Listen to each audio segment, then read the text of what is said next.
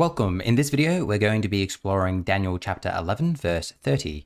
It reads, quote, "For ships of Kittim shall come against him, and he shall lose heart and withdraw," end quote. Now, this video is going to be dedicated to just analyzing the word Kittim. Now, as you can see here, the New Revised Standard Version simply transliterates the Hebrew. So the word Kittim is a straight transliteration from the Hebrew. However, other versions of the Bible attempt to translate the word into something more meaningful. So, for instance, the New International Version will say, "Ships of the western coastlands will oppose him." In the New King James Version, you'll read, "For ships from Cyprus shall come against him." And then finally, in the Good News translation, we read, "The Romans will come in ships and oppose him." So now we're left with a very obvious question. We have the Hebrew word Kittim, and then from that word we have all these different translations: Western coastlands, Cyprus, Romans. So the natural question arises, how can this Hebrew word Kittim have so many different meanings? And this is what this video is going to be exploring. Now, before we go any further, we need to first say that although the word Kittim itself is very confusing, the context of Daniel 11 verse 30 leaves no doubt as to whom the Kittim refers to. The Kittim refers to the Romans. As Reynolds writes, quote, "Context leaves little doubt about the identification of the Kittim as Romans in Daniel 11:30. The verse refers to the famous incident now referred to as the Day of Ulysses, where an advancing Antiochus IV was confronted by the Roman consul Pompilius Linus in Ulysses, a suburb of Alexandria, in July of 168 BCE, end quote. We spoke about this incident in our last video, so please go back and watch that if you want to see this confrontation between Antiochus and Pompilius. Reynolds continues to write, quote, "While the specific meaning of the term Kittim is clear in this verse, the nature of the expression is not clear. Should it be read as an explicit description of Rome, a gentilic? Is the description adjectival or even metaphorical?" End quote. So to put it simply, where does this word Kittim come from? Well, in this video, we're going to be exploring the history of this word. We'll go through how this word is used in other sources and specifically examine how the word evolved with time. Let's bring up a map to demonstrate what I mean by the evolution of this word. So obviously, the oldest sources that uses the word Kittim is in the Bible. And by and large, the Bible uses the word Kittim just to refer to the island of Cyprus. But then, as time progressed, it no longer just referred to Cyprus. Instead, the word expanded, and people began using the word Kittim to refer to all the western coastlands. So not just Cyprus, but to Crete, Greece, and other islands in the Mediterranean. As we shall see in 1 Maccabees, the word Kittim will be used to refer to Greece. Then finally, the word expanded again, and we see this in Daniel 11 and in some of our Dead Sea Scrolls. They begin using the word Kittim to refer to the Roman Empire. So as you can see, we have this expansion and evolution of the word Kittim. Let's now go back in time and see how this word was originally used in the Bible, just to refer to Cyprus. Now, not including the book of Daniel, the word Kittim is used 5 times in the Bible. The first appearance is in Genesis 10, which is the Table of Nations. Here we read about the sons of Noah after the flood. Noah had a son named Japheth, and Japheth had a son named Javan. Now, the name Javan is really quite interesting because it literally translates to mean Greece. So Noah had a grandson called Greece.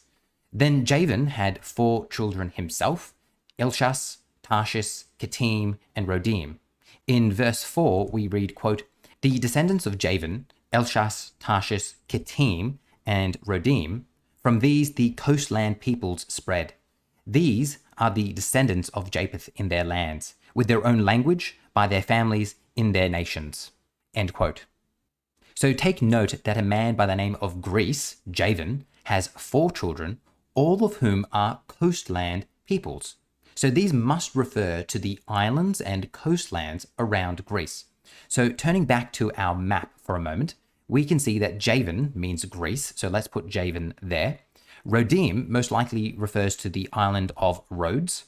Tarshish is hotly debated, some thinking it actually refers to Spain, but some archaeological evidence actually places it on the coastland of Turkey. I think this makes more sense since you'd expect all these locations to be relatively close to each other. Then Elchas, again based on archaeological inscriptions, is thought to be a specific place on Cyprus. And once again, based on archaeological inscriptions and ancient texts, we also believe that Kittim is another specific location on Cyprus. So while it's not conclusive in any sense, to the best of our knowledge, Genesis 10 seems to be placing Kittim on Cyprus. Let's now very briefly read through our other biblical passages that use the word Kittim. And as we do so, I want you to take notice, as Reynolds writes, quote, most biblical texts imply that the location of Kittim requires its people to arrive in Israel by ship from the west, end quote. So let's begin with Jeremiah 2, which reads, quote, therefore, once more I accuse you, says the Lord. I accuse your children's children. Cross to the coasts of Cyprus, Kittim, and look, end quote. So as you can see, Jeremiah 2 uses the word Kittim to seemingly refer to Cyprus here.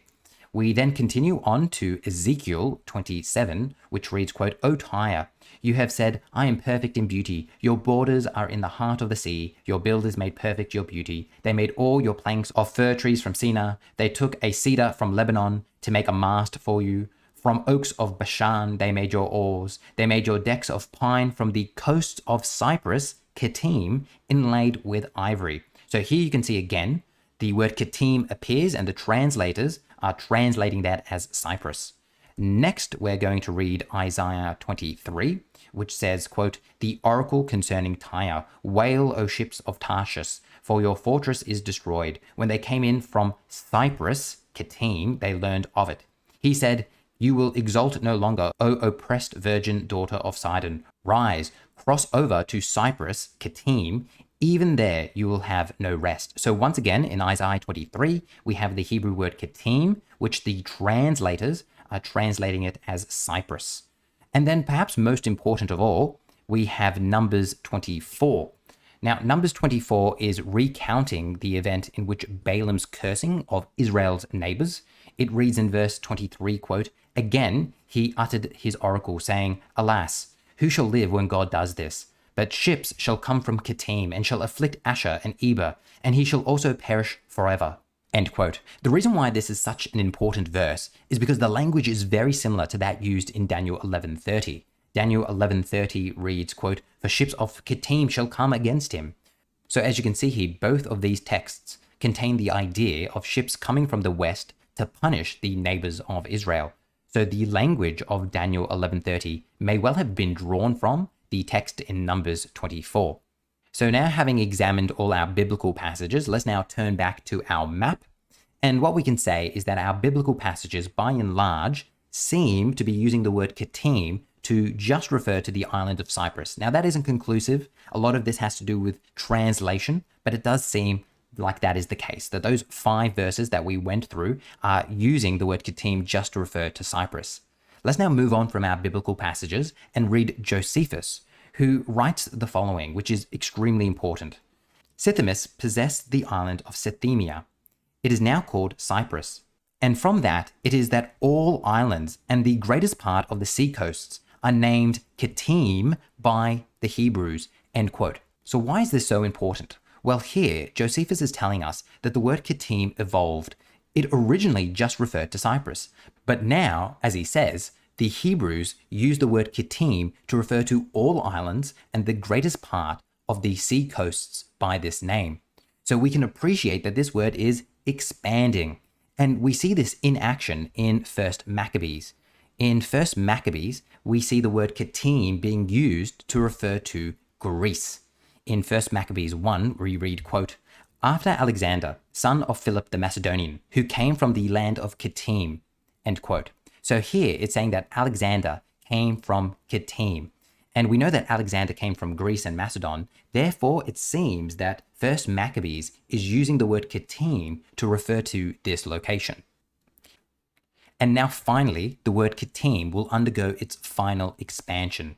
And the word will be expanded to refer to the Romans. And this is done in Daniel chapter 11, verse 30, as we have seen, and is also done in the Dead Sea Scrolls. And we're going to go through 2 specific scrolls here, the Pesher Nahum and the Pesher Habakkuk that uses the word Kittim to refer to the Romans.